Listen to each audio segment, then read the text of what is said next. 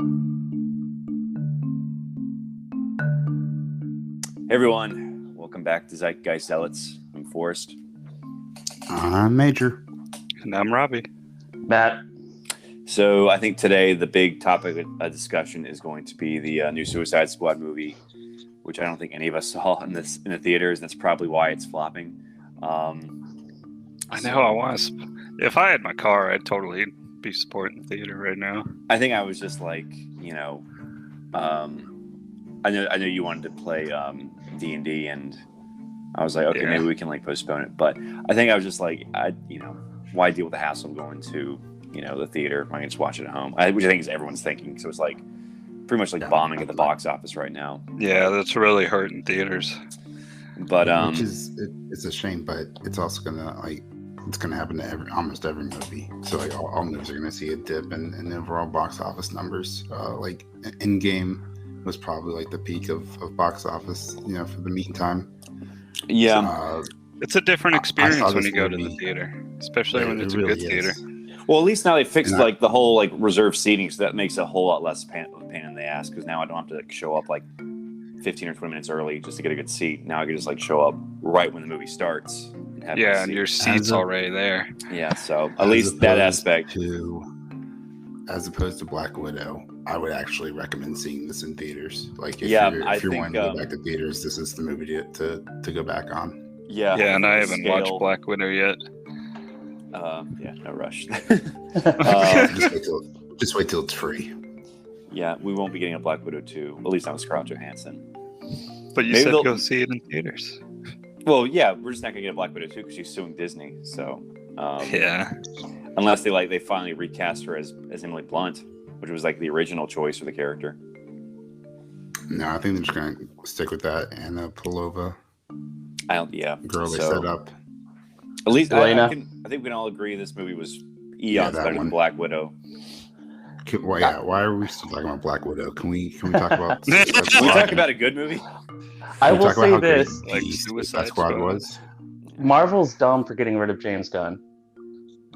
Well, that was just political. It was like they brought him back. I don't think they ever planned on letting James go completely, but I think it was all just a big stunt. Yeah. Well, I mean, it was just like to appease the Twitter mob. Yeah. Well, I mean, like what he tweeted wasn't funny 10 years ago, but like as we see in most cases with people, 10 years ago is a long time. There's a lot of changing that happens. Like, dear Lord, please don't go back and read my Facebook statuses from 10 years ago.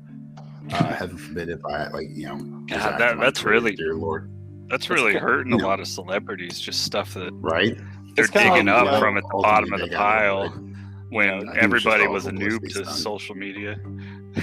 Yeah, it's kind of like when you make like a 9/11 joke, like you're trying to be edgy, but you're not trying to like support Al Qaeda. Right? Yeah, and people turn it into that. I guess, yeah. So, but that was a surprisingly good analogy. Well, it's interesting because the guy who played like Elongated Man on the Flash TV show, he got fired recently because of tweets from like 2012, and I'm just like, really, WB? You literally hired a dude who got fired for that exact same thing. Like immediately after he got fired, you hired him to do work on your movies because your franchise sucks, and you're gonna fire this kid because of the exact same thing. So, yeah, they got their heads up their ass. I really like him as Elongated Man, so. I never got that far in the series. I stopped after. I think I stopped after season 3. I think that's where I heard that's when I got. Stop bragging. Anyway, so with Suicide Squad, back on track. I have to say, from the very, very first minute, the casting in this movie is beyond phenomenal. Like excellent. Like even the secondary, characters who are supposed to be set up as the initial Suicide Squad, great casting. Michael Rooker. I think he's James like Fillion. Nathan Fillion from Firefly, because I think did James Gunn work on Firefly for a little bit? I know he's like real close to Joss Whedon, so I know Fillion's worked with Joss Whedon a lot. So he was cool. He didn't really have any lines, did he? Beyond like TDK is my name. Yeah, he had like 2 or 3 throwaway lines, but I just thought that was so great. Mm-hmm. Like, even, you're absolutely right. Like with secondary casting, like even Sean Gunn as Weasel. And the movements were fantastic. and Calendar Man, he had like a cameo as yeah. Calendar Man, so that was like very surprising. And yeah, I think Mon Gal was the only one who didn't really have any. She only had like one line, and she like grabs the helicopter. And then, so I'm guessing there'll be like some deleted scenes where she has more dialogue. I'm definitely gonna consider getting the DVD or Blu-ray, or I mean, as long as like I'm sure you can like buy digitally, but I'm not entirely sure if digital purchases have special features. They usually don't. Okay, so I might buy the actual Not to the extent, physical Blu-ray just to watch the special features for this. Content. But yeah, you can find the special features on YouTube, just depending on how popular they are. Yeah. So, but yeah, I think there were a lot of standouts in this film. I think for me, how do we want to do this? Do we want to go through the plot of the film? Do we want to go through the film, or do you just want to give our overall thoughts and then just pick and point out stuff, remind each other of this moment? We can like go over the go movie through beat the by film. beat and just be like, yeah, I love that, and then like, yeah, I love that. How many? Yeah, how many I thought it was minutes funny do you at need to talk about Starro. Yeah, I thought it was funny. Like, right at the beginning. Sweet. Right at the beginning, they're coming into the beach and just everybody's dying left and right. Barely even getting there. It was like definitely that like a was- Saving Private Ryan sort of. Yeah, when I texted you like everybody dies, I was wondering if you would just think of that one right at the beginning. How satisfying Well- was Pete Davidson get his face blown off. Well, I actually like Pete Davidson in a lot of this stuff. If anyone, I think the big tragedy is James Gunn, the director, talking about how anyone and everyone, like anyone could die in this movie. Like if he didn't spoil that, because I mean, the first Suicide Squad movie was very tame with only 2 deaths. So like if I was, and I am, like a fan walking into the Suicide Squad movie, I'd expect the same thing. So I would have been way more surprised, and like it would have been way more enjoyable to see everyone like die, like as a surprise, versus walking into the movie being warned by the director that anyone could die at any time. Well, I think I knew. I mean, I know a lot of people knew that the first team was going to die because in the trailers we saw them all together, but like the bulk of the trailers, it's like if you saw the trailers. If you didn't see the trailers, like I know that I didn't know there were 2 teams. Did you guys know there were 2 teams? Was that? Yeah, I figured there would be because I saw them all in the helicopter, but yeah, because technically only one person dies from the second team if you think about it, and like everyone except Harley dies from the first team. So it was so like the first squad was definitely the Suicide Squad. The second squad was like the mostly live squad. But what I love too is the first squad they send in 3 minutes. They do more and a better backstory for each character when they're sitting there betting over, who's going to die and who's going to make it. They introduce those characters better than the whole thing of Suicide Squad. We know what their flaws are, what they're good at, why they're in prison, so we know what to expect from them. They're all making bets on who's going to die first, and exactly, and that did a better character development in like a throwaway 2-minute scene than the first Suicide Squad, where we're like, so what's this guy's deal? Boomerang actually killed someone with a boomerang. Yep. What I think like in the first one, like he only threw like a boomerang. It had like a he sliced right through 2 people's heads. Yeah. Yeah, that was cool. Well, I was sad that he died, but gratuity in this movie. Oh my god! Yeah, they were just slicing people left and right. The helicopter. Dude, I think one of my favorite scenes was when they're walking through that camp, just popping people left and right. Basically. Oh, we haven't gotten there yet. Oh man. That was the best scene in the movie. That was like my favorite scene. What a Peacemaker. twist! Oh my god! Yeah. What a twist! But yeah, the beach. I always sad to see Captain Boomerang go because I think he and Deadshot, like Bronze Tiger, like in the comics, are like the 3 guys who don't die. I was a little touched. I was genuinely surprised by how touched I was that like Boomer died. Like when he died, I like literally said out loud to my wife, I was like, "Oh no, Boomer!" Like just like that, and like I was surprised. Like I even gave a shit because he wasn't like a fantastic character from the first movie. Maybe it was Harley's reaction. That you're Well, like, oh no. Well, I like that they established that they had history. Like she, Flag, and Boomerang all had history, and you could tell that this was their first mission. So there was some connective tissue with the first movie. The banter, so at least they acknowledged good. The what? Harley's just the banter was good on the airplane. Yeah, I liked. You sat me next to a werewolf. Oh yeah, I liked Javelin. You guys didn't know Weasel didn't know how to swim? Like that's so. Like, that was like funny. It was like this is the first organization. Oh my god! I knew they were all going to die. I didn't know how, and it was just like, oh, that's the first death. That's hilarious. Or is it? They kept showing him off in the. They kept showing him off in the trailers, and then he just dies at the beginning. I'm like, I did like what? that the first guy who died wound up living, so that was pretty cool. We did live. I know, that's why I said, or did he die? But he did live. Yeah. No, I said that he died, and then I said, or but I said, but he lived, and you said, well, okay, yeah, we're just saying opposite sentences and countering each other. But yeah, I think. And this he was an actual weasel, but in the comics he's just a guy in a weasel costume. So I guess this was. Oh really? Yeah. How good? How good was Ratcatcher 2? Like I was fully prepared to hate that character and think that like was super dumb, but she had a little connection. We'll talk more about it at the end. Yeah. My boy. What's his name? I'm blanking on his name. The director, Taika Waititi. My boy Taika Waititi coming in clutch as Ratcatcher 1. That was a really good scene that we'll talk about in the future. Sorry, let's get back on track. Tessa Thompson on the set of the new Thor movie because he's directing that, and there was like pictures of him like he's in a throuple with her and like some other actress. But besides that, yeah, he was good for the small amount of time he was in. Well, you know, James Gunn supported Taika Waititi when he was doing the Ragnarok and really stepped up for him. And I think this was kind of like a thank you, I'm going to cast you in my movie type situation, which is still really awesome to see. Because he was in you do see a lot of cameos from other James Gunn movies. Didn't he get like nominated for an Oscar for Jojo Rabbit? So he's like sort of like a big director now. Mm-hmm. So it was cool he showed up. Did you see Ragnarok after Thor: The Dark World? I mean, it's just a night and day difference. Yeah. Yeah, although it's not entirely what I wanted from a Thor movie, but I did like, it was good enough to where it was definitely the best.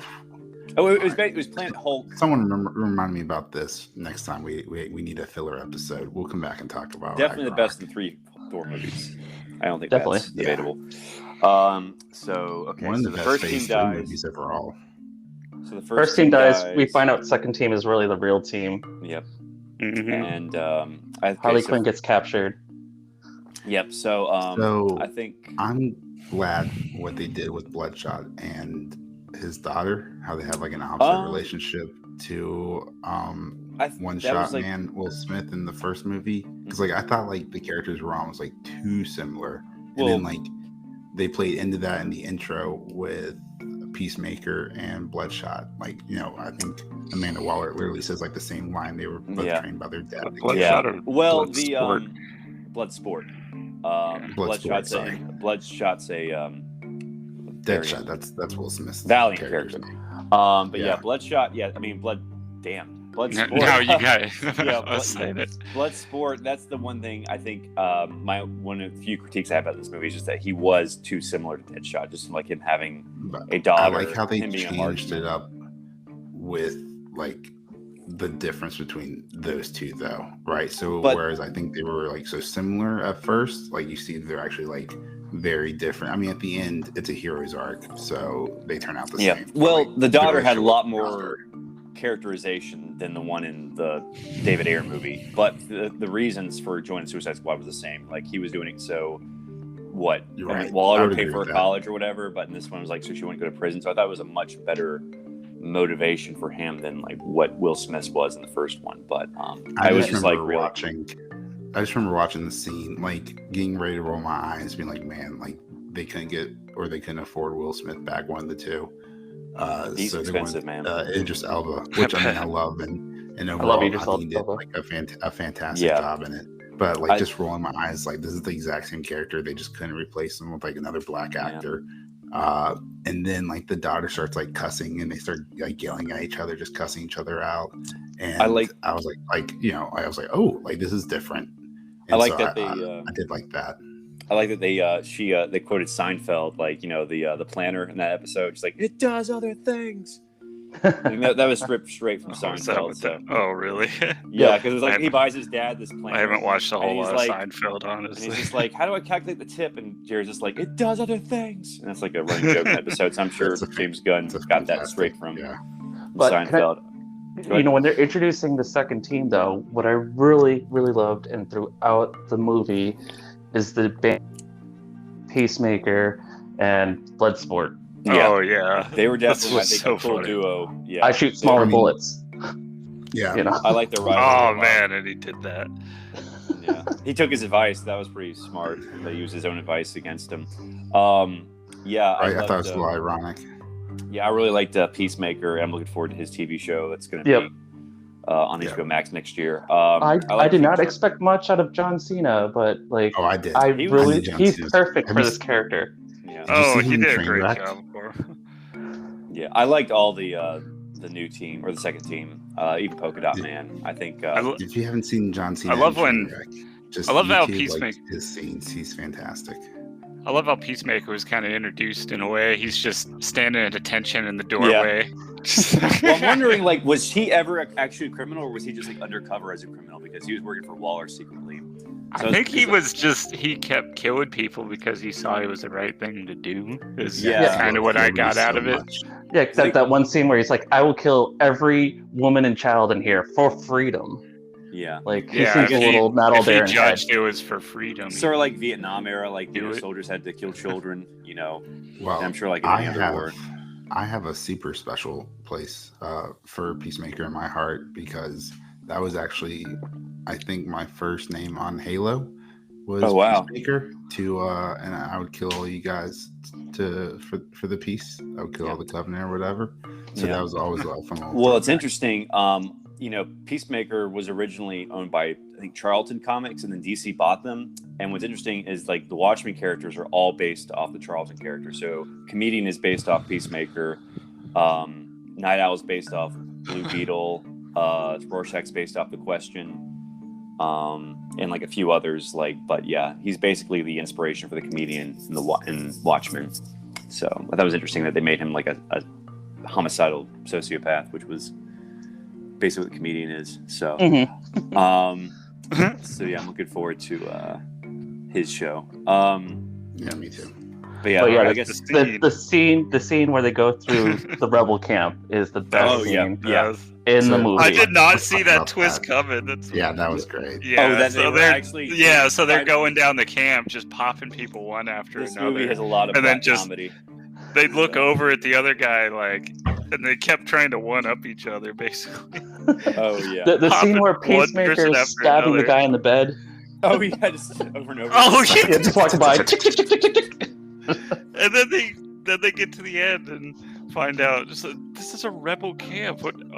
They were like, we thought we were here to rescue you. Why didn't my men alert me of your presence? I'm like, we didn't see anyone.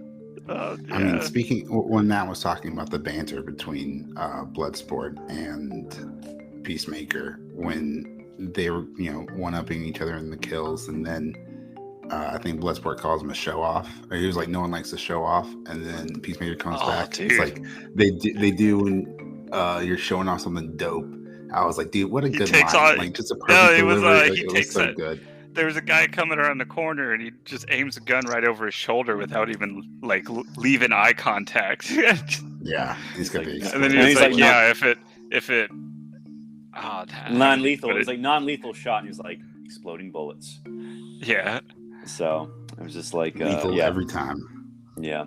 So that was a great scene, and Polka Dot Man just. So it turns out that the rebel base that they're infiltrating and all the soldiers they're hacking, all the terrorists, are actually freedom fighters and the quote unquote good guys for the rest of the story who give them help. So the big twist is that they just slaughtered a bunch of their own team, basically. and they just like assume like that's the bad guy. She wasn't that mad about it for long. She's just like, yeah. She's like, well, you just murdered everybody, but I guess I need you guys to... Well, let's move on. Yeah, how about that one dude who was like wearing a shirt but like nothing else? There is a lot of penises in this. I only saw that one. Where was the other one? Was there? I guess you could see John Cena. For the record, like Force, I would say my one. I would say one is one too many for me. But that's just I missed him. My preference of penises in a movie. Yeah. So after the Rebel, go ahead and ask me that Watchman. Okay. They go to Harley Quinn. They go to Harley Quinn. She had a cool little arc where she basically falls in love with the dictator, and then she shoots him because she's just like, yeah, I have my history with guys. I just need to kill them right away. if I sense any red flags. I thought that was a pretty good callback. It was a nice subtle nod to the Joker. So what did you think about them changing the blood into like butterflies and the birds? Oh, and the escape scene later. Like it. Yeah. Isn't it basically what she's seeing? Because she's just kind of not really straight. That's the only time in the movie where you hear music that the characters don't hear. So it's kind of implying everything's in her head that she's seeing. She's not slaughtering them. There's pretty butterflies flying everywhere. Oh, okay. Yeah. I was just imagining like how fucking graphic that would have been if they didn't replace the blood with like the butterflies. Like, I think that would have been too gratuitous. I think like, it was a really smart artistic decision. It's kind of Harley, who directed her own movie. They did a good job with that. Yeah, it reminds me, like in Kill Bill, they'd actually make that sword fighting scene black and white because it was so violent. And then this comes out. It's that why? Yeah. Oh, yeah. And then, this is like just as violent, but I guess they covered it up with flowers. We found a different way to have gratuitous violence, but. So can I just say, this scene, though, was one of the few things I disliked about the movie. And that's because, once again, we got a female character who can only kill somebody by wrapping her legs around his head and neck. Like, why is that a thing? Why? I don't know. Maybe she just did a lot of squats.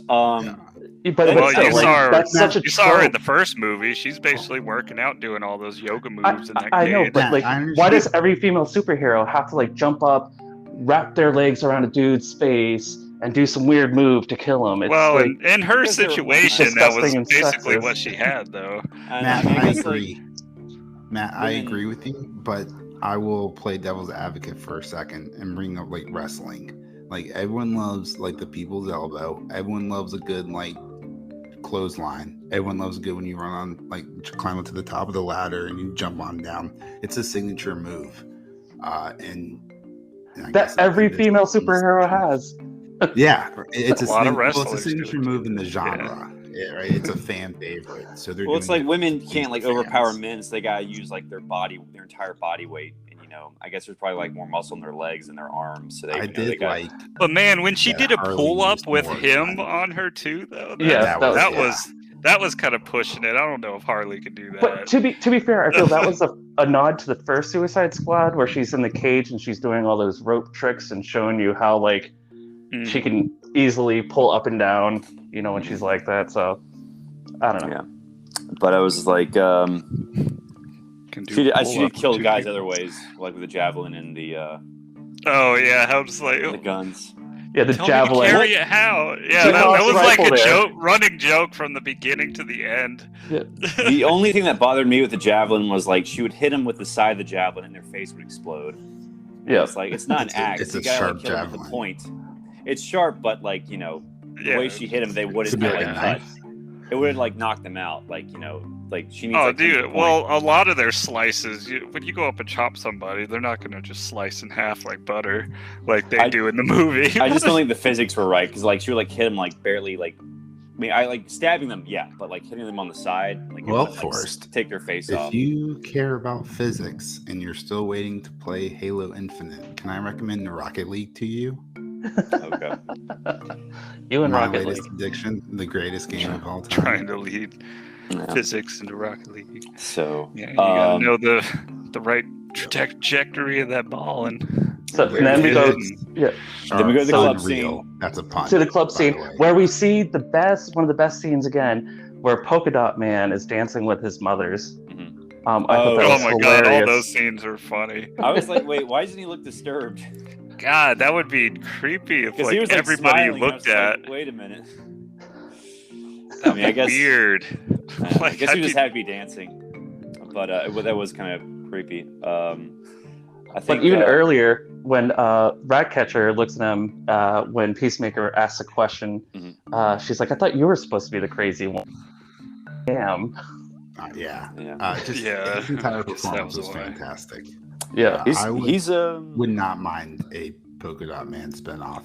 Maybe. Too bad he's dead. Yeah, he's dead. I mean, maybe like backstory, an 8 episodes limited series on HBO Max. Yeah. Dude, his hero arc was awesome, though. I am a superhero. It was so I'm a motherfucking superhero. It was so obvious he was gonna die after he said that, though. Yeah, I wasn't expecting that because I was even in the trailer, but they cut that scene right before anything happened. I was just like, he's not. I mean, to be fair, if you thought Polka Dot Man was gonna live, you're an idiot. He was like, he's so ridiculous. From Fofo. He's so ridiculous. He's so like C-list. He's probably like a D-list Batman villain, but I could see Forrest like throwing money in that pile. Like, yeah, that guy's gonna die. You're saying the Calendar Man head too? Speaking of D-list Batman villains. Well, he wasn't on the squad though. No, but he's in the prison. He could be on the squad. He's gonna be the actor's gonna be 3. Yeah. Well, not this movie doesn't make any money because it's flopping right now. But we don't know the HBO Max numbers. Yeah, it's like it hasn't even made like 30 million yet. Mm-hmm. And it cost like 185 million to make. Woo! So it was like more expensive than the last one. So they're not gonna make their money back at least. Yeah, they had a lot of actors. I think what is it? HBO Max is like they're I think Warner Bros. Just cares about HBO Max. They don't care about the box office at all. That's why they released it like with no That's extra. What the feature is.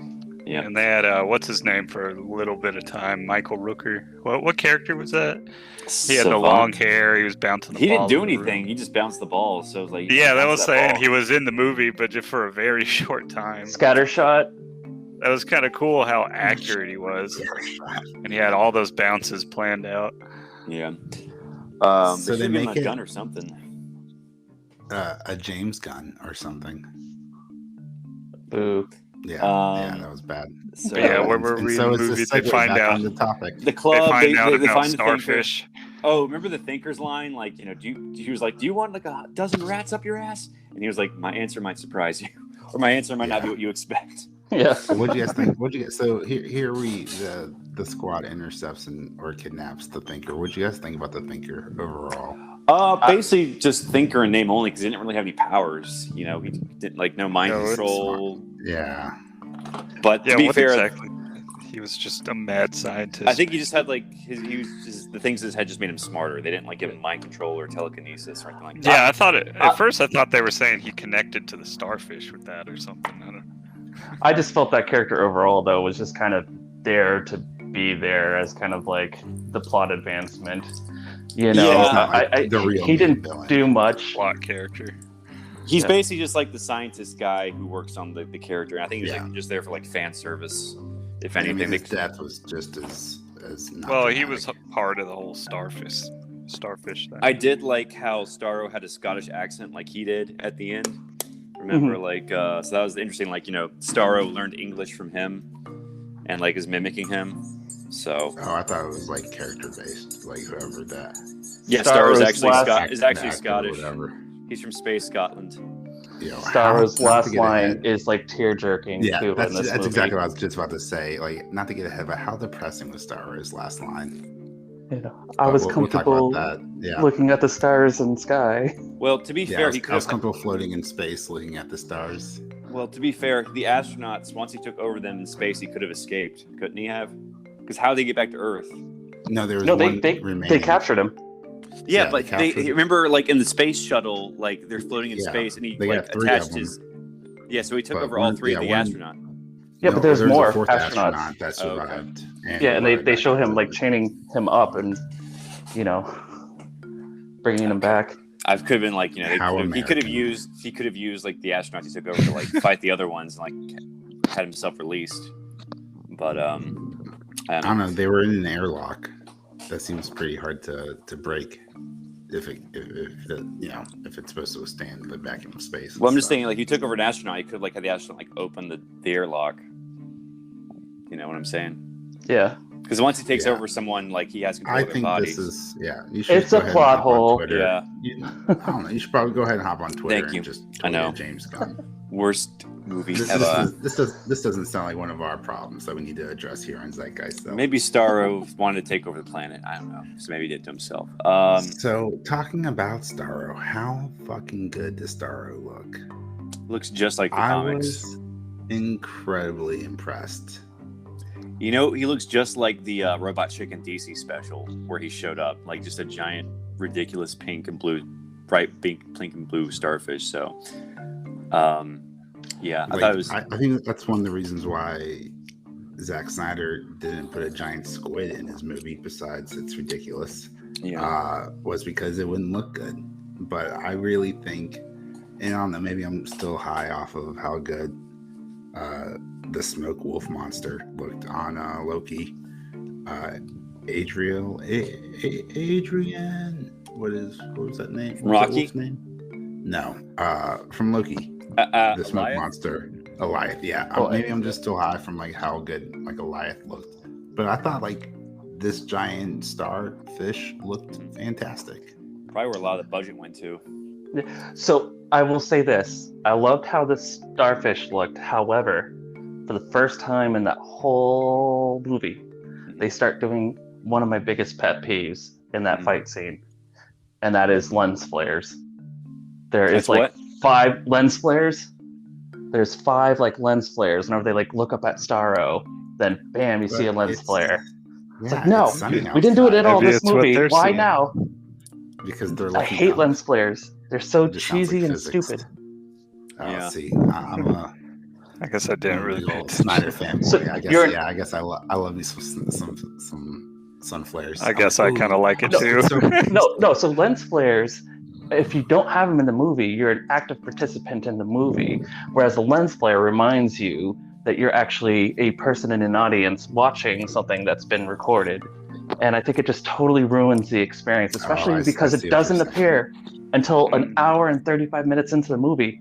We've been, participating along with the Suicide Squad. And now all of a sudden it's like, oh yeah, you're watching a movie, remember? It's dumb. And I don't know why he just decided then to use. They had to go into giant monster movie mode. Yeah, five up. That's what I'm thinking.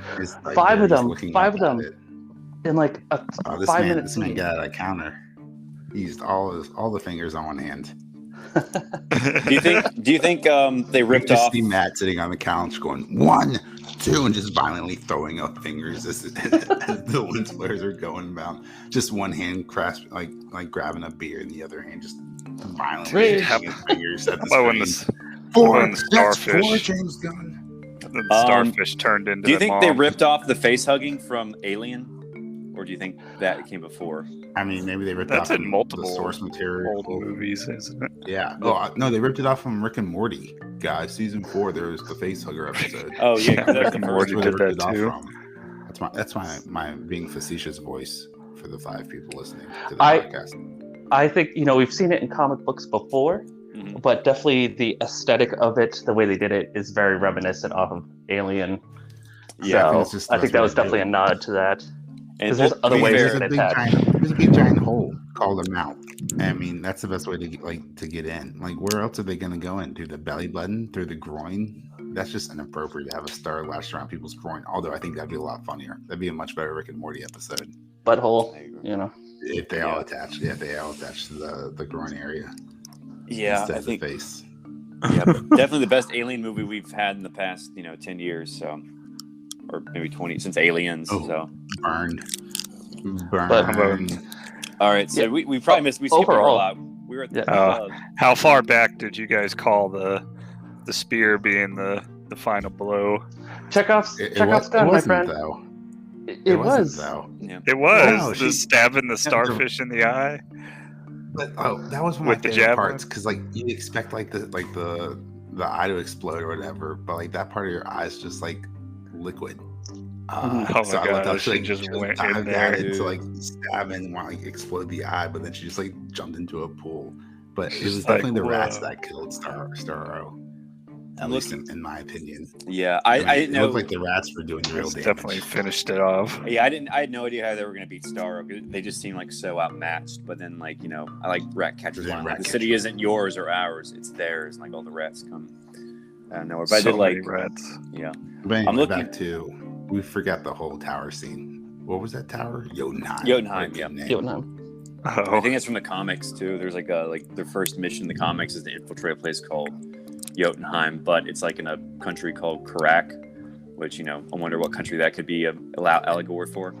For crack. Yeah. The country the land of crack. Karak. Qurac. You guys got some crack? You guys want to go to Karak? Also, as a quick side note, Corto Maltese is actually mentioned in the 1989 Tim Burton Batman, so I thought that was a nice nod too. Yeah, because that's where Venus, whatever her name was, she took the pictures of Corto Maltese about the rebels taking over. Vicky Vale. Yep. Yeah. And that was like why he kind of she gets on his radar. So I thought that was an awesome little nod. Well, that was the country in I think the Dark Knight Returns that I think the U.S. is fighting a proxy war with the Cold War and sets off the nuclear arsenal or whatever. Yep. So it's a ton of nods there. Yeah, I'm looking at Bloodsport online, and they completely changed his look to match what was in the movie today or this weekend. So it just really goes to show.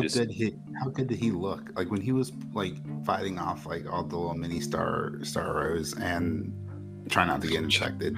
Just so accurate. Like, just pulling apart like his armor or his suit, whatever, all those weapons. Like how cool that's crazy. Yeah, that was pretty badass. Some fun shit. How he could just take pieces of his armor and just turn it into something. Yeah, that was pretty neat. I didn't really like how his guns looked. They sort of looked like weird things you would see at the gym that you pull down. Futuristic guns. Yeah, definitely futuristic. How they get bigger where was somehow? Where was the trigger though on those guns? Because it's not like there's a handle. It's like, the handle's like circular. Maybe he's controlling it all from his suit. I don't know. Yeah, I was like, how the mechanics work on that gun? But besides that, it was pretty good. Yeah. I did like his final gun when he was shooting at Starro at the end. Just kept putting pieces on it. We do have to discuss the saddest scene in this movie, and that's the death of Milton in Jotunheim. Oh yeah. Who? Yeah. That guy, he drove us here. And what's funny, because I remember thinking, like, when he dropped him off at Jotunheim, I'm like, why is he going in with them? He's not a superhero. Yeah. Like, why? I could not think of. I totally forgot about Milton. Why is Milton? Well, they never said his name. I was with Hart. I don't think they did. I was with Hartley. I was like, who the hell is Milton?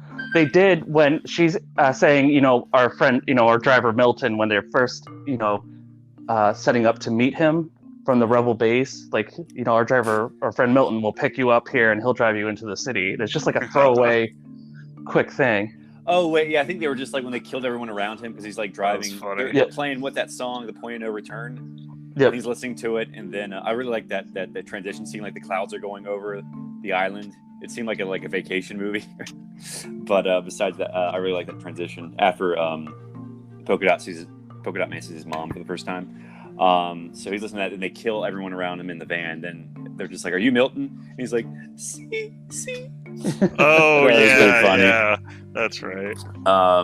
So yeah, I thought that joke although I thought was a little stretched out, a little thin, because I think like didn't they bring it up later in the movie? Like, thanks, Milton. It's like that's not my name. Yeah, no, yeah, throw like Taserface because she couldn't remember who Milton was. Yeah, it was like some jokes just don't land, but I think I'd say probably 80 to 85 did land.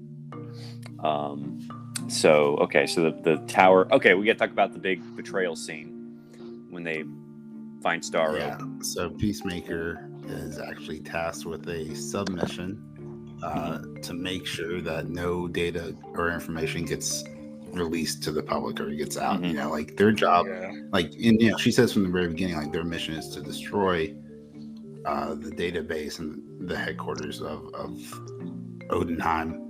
versus, whatever that monster is inside, right? And then she says, she confirms it later on or specifies, like, your mission isn't to kill Starro, your mission is to destroy the evidence that the Americans were in charge of all this. Yeah, and I was a good squad follows orders. And I was wondering if nice, Rob. Were they supposed to plant bombs down there, or just to destroy the evidence? Well, I guess it was probably the same thing. But I was kind of wondering, like, even if the bombs had gone off when they wanted them to, Starro still would have escaped. But I'm wondering if, like, maybe they didn't. Maybe they were supposed to plant them down there. Well, the whole thing is the bombs are set off by accident because they're attacked. And Polka Dot Man launches his polka dots and actually accidentally sets them off. Yeah, but I'm wondering, like, weren't most of them set up anyway? Like, how many more did they have to set? And, like, even if they were, like, set up. Well, they didn't want to be in there when it went off. Yeah. Well, I'm saying Starro still would have escaped even if they had gone off and they were supposed to. No, I agree. Who knows? Because, like, maybe the building would have collapsed a different way if they had all the explosives sent and buried Starro under there. But even if Starro, like, Amanda Waller never cared about Starro escaping. And they are the Suicide Squad. So if they all died if they were all killed by Starro, she doesn't care. That was my only. Where the F is Superman? He's fighting Zod. He's dead. Keep forgetting we are in this universe. Well, he's not dead. That really was my only gripe with the movie. Just that Waller didn't care because Starro is going to keep, like, taking over people and growing. And eventually, he's going to attack the U.S.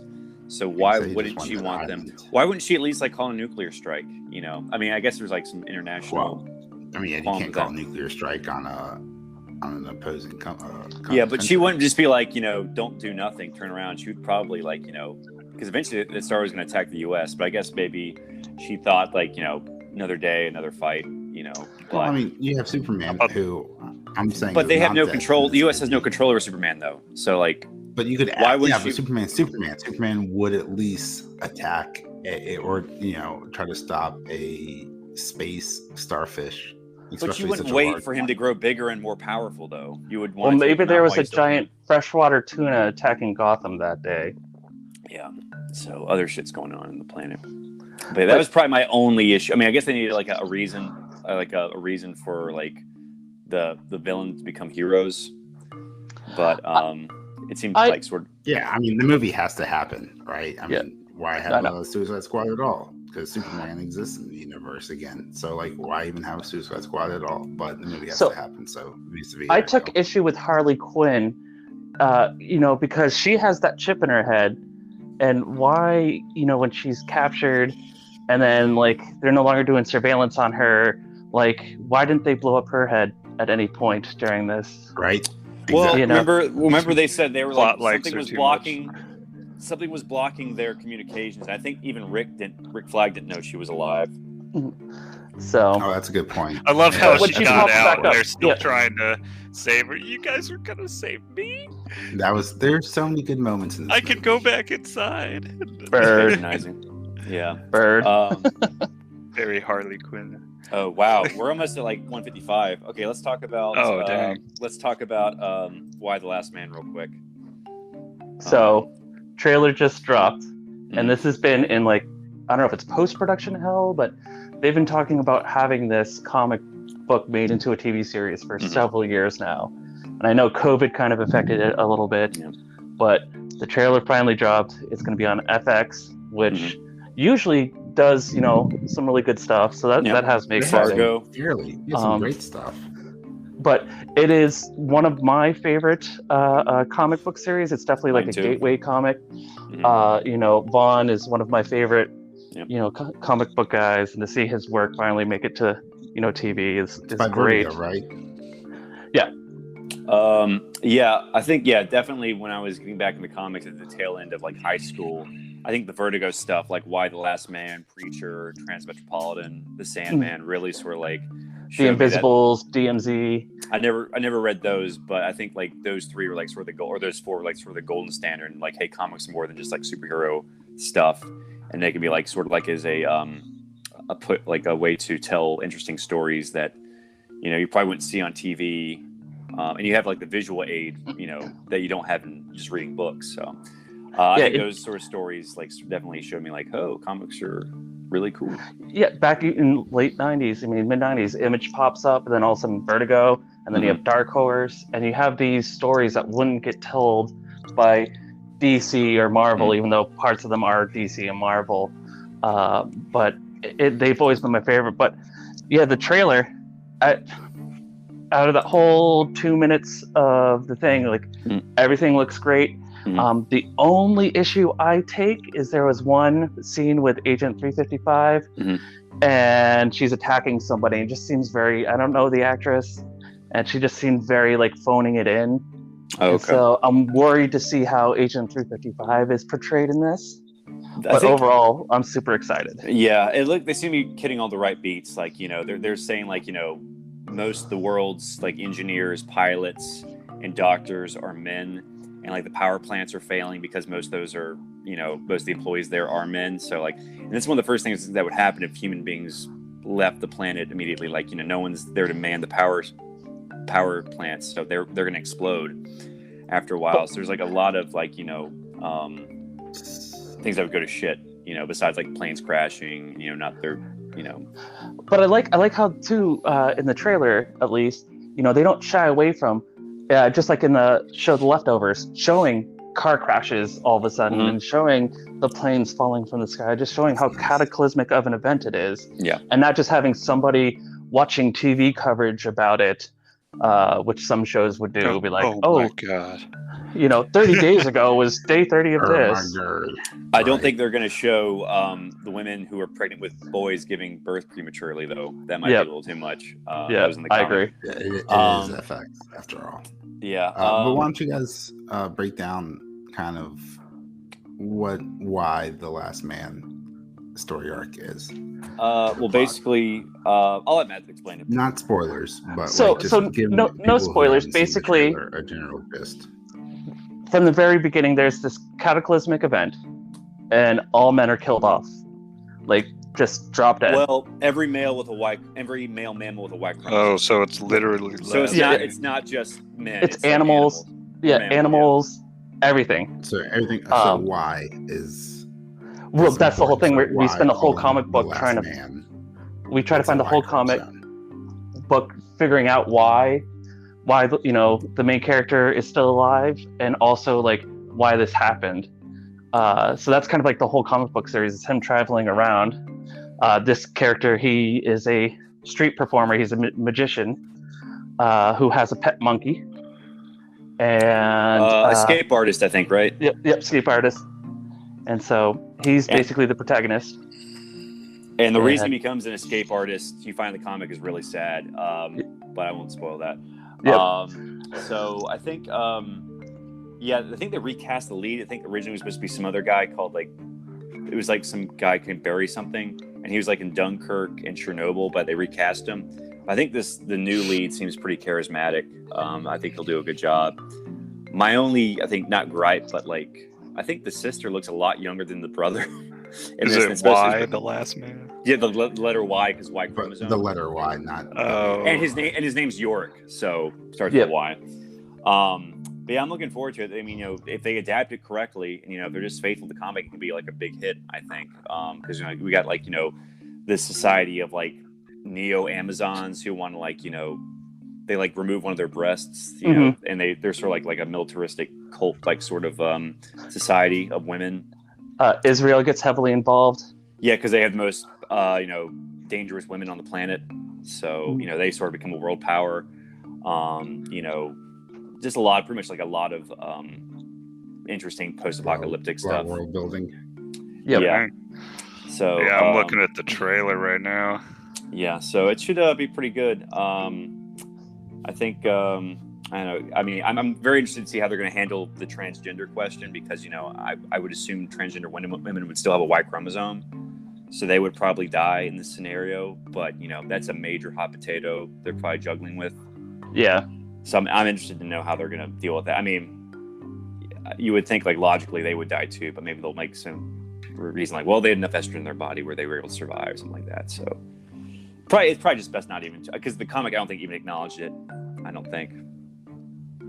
There's hints towards it, I think, in the comic. Well, there's a few women who dress up as men and like prostitute themselves off as men. You know, they have like equipment, but not because like they're transgender, just because they're women have a demand for a male, you know, partner. So I think like he sort of like avoided that issue, I think, throughout the whole comic, but I know we'll see. I'm excited. So yeah, it could be good, you know, but they could also mess it up. I'm excited. They sort of dropped the ball with Preacher.